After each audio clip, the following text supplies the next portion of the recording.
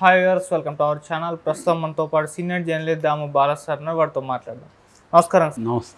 So శ్రీలంకకి కొత్తగా president ఎన్నికయ్యారు. So ఇప్పుడు ఆయన కమ్యూనిస్ట్ పార్టీకి చెందినవాడు. సో ఇప్పుడు అక్కడ కమ్యూనిస్ట్ ప్రభుత్వం ఏర్పడింది. దీనివల్ల ఇక్కడ మోదీ గారికి అండ్ అతనికి పెద్ద విభేదాలు ఏర్పడే ఛాన్స్ ఉంది. సంబంధాలు కూడా భారత్కు శ్రీలంకకి దెబ్బతినే అవకాశం ఉంది. అతను చైనా వైపు వెళ్ళే ఛాన్స్ ఉంది. సో అందుకే భారత్కి ఇబ్బందులు ఉంటాయని చెప్పేసి అభిప్రాయపడుతున్నారు సార్. మీరేం చెప్తారు సార్ దీని గురించి?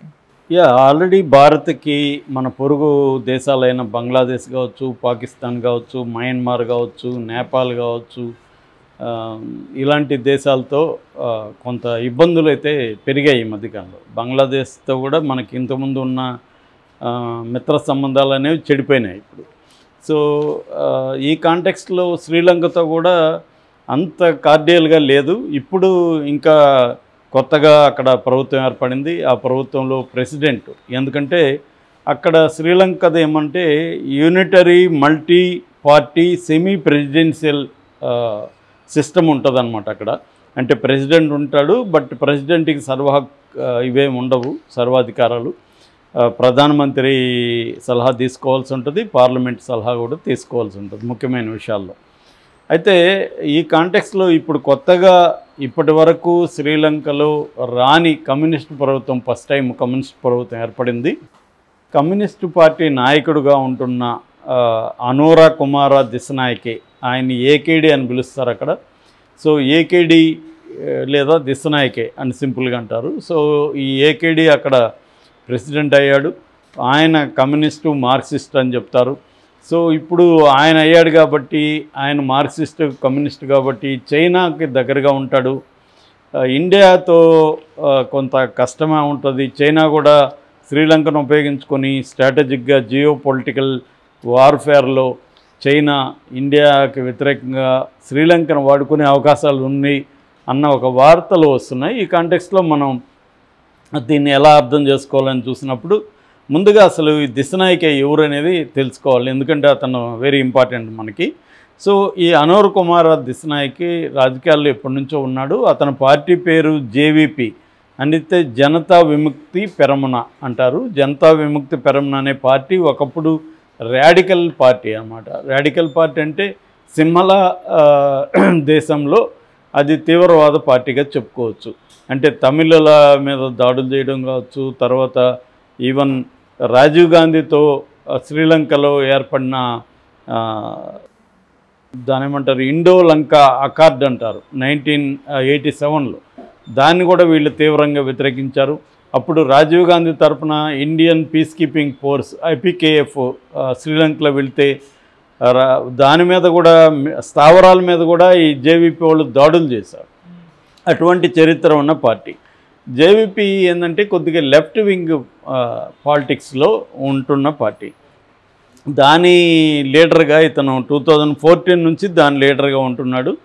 అయితే ఇతను కొంత ప్రాగ్మాటిక్ లీడర్ అని చెప్పాలి. అంటే ప్రాక్టికల్గా సిచ్యువేషన్ ఏంటి అవి చూసుకునే లీడర్ తప్ప గుడ్డిగా మార్క్సిజాన్ని శ్రీలంక అమలు చేయాలనుకునే లీడర్ అయితే కాదు ఆయన. ఆయన 21st సెంచరీ మార్క్సిస్ట్ లీడర్ అని చెబుతారు. సో ఆయన ఇప్పటివరకు 2 ఎన్నికల్లో పోటీ చేస్తే ఫస్ట్లో ఆయనకి 2015లో 4.8% వచ్చింది, 2020లో 3.8% వచ్చింది. అక్కడి నుంచి 2020 నుంచి 24కి ఎంత జంప్ అయ్యాడంటే 42.73% జంప్ అయ్యాడు ఒక్కసారిగా. ఎందుకు ఇంత జంప్ వచ్చింది? ప్రజలు ఎందుకు కమ్యూనిస్ట్ పార్టీ అయిన జేవీపీ కమ్యూనిస్ట్ నాయకుడిని ఎందుకు ప్రెసిడెంట్గా ఎన్నుకున్నారు అనేది ఆలోచిస్తే మనకి శ్రీలంక గురించి ఇటీవల చరిత్ర తెలిసిన వాళ్ళకి కూడా అర్థమవుతుంది. ఎందుకంటే 2022లో అక్కడ ఆర్థిక వ్యవస్థ కుప్పగూలిపోయింది. భయంకరమైన ప్రజలంతా తిరుగుబాటు చేసి చివరికి రాజపక్షని తరిమేశారు. దీని నుంచి ఆయన సింగపూర్ పారిపోయాడు. సో తర్వాత ప్రభుత్వం ఏర్పడింది కానీ దానికి పట్టు రాలేదు. ఏదేమైనా మెల్లగా అయితే కోలుకునింది. ఇప్పుడు ఈ కొత్త ప్రభుత్వం వస్తే దేశం బాగుపడుతుంది అన్న ఒక ఆకాంక్ష అయితే ఏర్పడింది ప్రజల్లో. అంటే ఉన్న వ్యవస్థ మీద వ్యతిరేకత తీవ్రంగా వచ్చింది.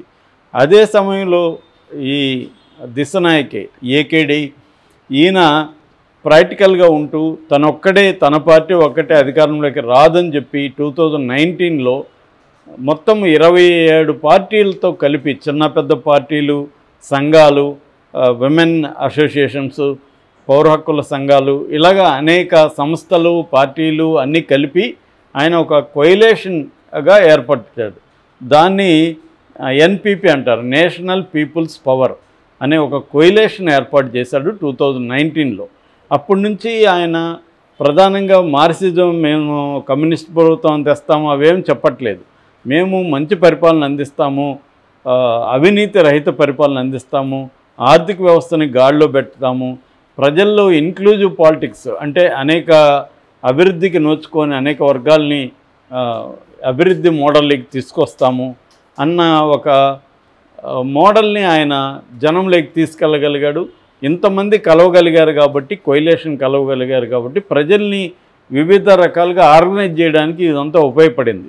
అంటే స్త్రీలలో పనిచేయడానికి, విద్యార్థుల్లో పనిచేయడానికి, కార్మికుల్లో, రైతుల్లో, ఇలాగా అన్ని సెక్షన్లో పనిచేయడానికి ఈ 28 పార్టీల కొయిలేషన్ ఉపయోగపడింది అన్నమాట. సో ఇది ఆయన సాధించిన విజయంగా చెప్పుకోవచ్చు. అక్కడి నుంచి అతను వచ్చాడు.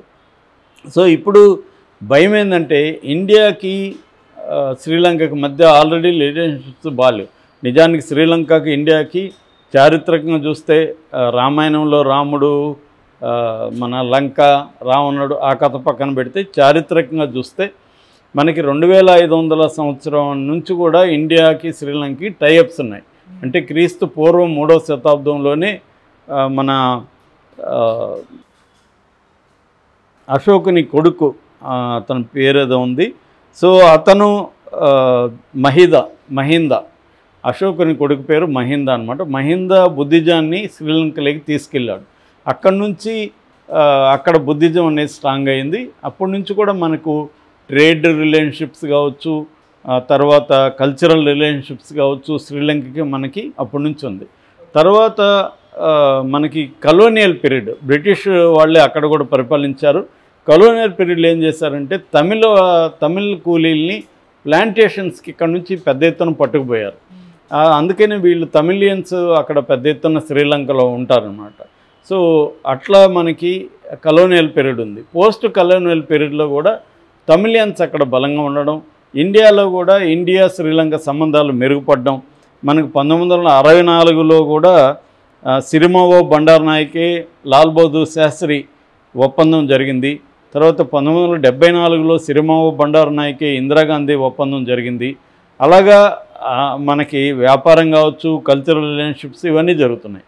అన్నిటికంటే ముఖ్యంగా తమిళుల ఇష్యూ శ్రీలంకలో పెద్ద ఎత్తున 83 నుంచి 90 వరకు సివిల్ వార్ శ్రీలంకలో చోటు చేసుకునింది. మనకప్పుడు తెలుసు, ఎల్టి ప్రభాకర్ పేరు తెలియని వాళ్ళు ఎవరు ఉండరు. సో తమిళియన్స్ అక్కడ తిరుగుబాటు చేసి సాయుధం అయ్యి ఎల్టి నాయకత్వంలో వాళ్ళు సపరేట్ రాష్ట్రం ఈలం అంటారు, తమిళ ఈలం కావాలని చెప్పి వాళ్ళు పోరాటం చేశారు. ఈ క్రమంలో రాజీవ్ గాంధీ తమిళ ఈలంని, ఎల్టిని వీటినంతా అణచివేయడం కోసం ఇందాక నేను చెప్పిన 1987లో ఇండియా లంక అకార్డ్ అనే ఒప్పందం అని ఒకటి ఏర్పడి IPKF, Indian piece keeping force అనేది మన సైన్యాన్ని అక్కడ దించి తమిళుల ముఖ్యంగా ఎల్టిటి వాళ్ళని ఓచుకోతలు కూడా ఇవన్నీ చేశారు. దాంతో వాళ్ళు పగబట్టి రాజీవ్ గాంధీని శ్రీపెరంబుదూరులో బాంబు పెట్టి చంపేశారు.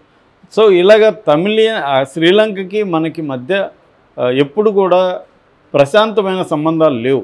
ఆ తర్వాత చైనా ఎంటర్ అయ్యి ఇటీవల కాలంలో ఈ క్రైసిస్ను ఉపయోగించుకొని చైనా దానికి ఆర్థిక సహాయం చేయడం, చైనా శ్రీలంకలో స్ట్రాటజిక్ ప్లేసుల్లో తన స్థావరాలను ఏర్పాటు చేసుకోవడం, షిప్పులు కావచ్చు, మిలిటరీ ఇవి ఏర్పాటు చేసుకోవడం, ఇవన్నీ ప్లాన్ చేయడం అనేది జరగడం మొదలైంది. దానివల్ల మనకు ఆల్రెడీ ఇతర దేశాలతో, పొరుగు రాష్ట్రాలతో సత్సంబంధాలు లేవు. ఇప్పుడు ఇది కూడా ఒక తలనొప్పిగా మారే అవకాశం ఉందా అన్నది జరుగుతుంది. అయితే ఈ ఏకేడి దిశనాయక్ ఎవరైతే ఉన్నారో ఆయన, నేను ఇందాక చెప్పినట్టు ప్రాక్టికల్గా ఉన్నాడు. ఆయన ఓపెన్గా చెప్పాడు, ఇండియాతో మేము మన సంబంధాలే కంటిన్యూ చేస్తాం, మాకు చైనా ఇండియా రెండు ఒకటే, ఏది ఎక్కువ కాదు ఇంకోటి తక్కువ కాదు, ఈ రెండింటి మధ్య మేము శాండ్విచ్ కాదలుచుకోలేదు, మాకు ప్రధానంగా మాకు లక్ష్యం మా దేశాన్ని అభివృద్ధి చేయడం, ఆర్థిక వ్యవస్థను మెరుగుపరచడం, పటిష్టం చేసుకోవడం, అట్లాగే ప్రజలకు సంపదలో సమాన వాటా అందేట్టుగా చూసుకోవడం, ఇరుగు పొరుగుతో మంచిగా ఉండడం అనేది ఆయన అనౌన్స్ చేశాడు. ఆల్రెడీ గతంలో కూడా ఆయన ఇండియా వచ్చిపోయాడు. రెండవది, మా దేశంలో ఏ ఇతర దేశ ప్రయోజనాలకి భంగకరంగా ఉండే విధంగా వేరే దేశాలు వచ్చి మా దేశంలో మిలిటరీ స్థావరాలు ఏర్పాటు చేసుకోవడానికి మేము ఒప్పుకోం. ఇండియాకు వ్యతిరేకంగా ఎవరైనా పెట్టినా కూడా మేము అలో చేయమని కూడా ఆయన క్లియర్గా చెప్తున్నాడు. సో ఆయన కమ్యూనిస్ట్ అయినప్పటికీ ప్రాక్టికల్గా ఉంటున్నాడు. రెండోది, శ్రీలంక ఐసోలేటెడ్ దేశంగా ఉండదు. ప్రపంచవ్యాప్తంగా ఇవాళ ఎకనామీ కానీ ఏమున్నాయో దాంట్లో భాగంగా మేము ఉంటామని చెప్తున్నాడు తప్ప ఆయన ఏదో కమ్యూనిస్టు పార్టీ, కమ్యూనిస్ట్ రాజ్యాన్ని స్థాపిస్తానని ఏం చెప్పట్లేదు. కాకపోతే ప్రజలకు మెరుగైన పరిపాలన, ప్రజాస్వామ్యం, ఆర్థిక వ్యవస్థను మెరుగుపరచడం, ఇరుగు పొరుగు దేశాలతో సత్సంబంధాలు కలిగి ఉండడం, ఇది ఆయన అజెండాగా ప్రకటించాడు. కాబట్టి మన దేశం భయపడాల్సిన అవసరం లేదు. మోడీ ప్రభుత్వం కానీ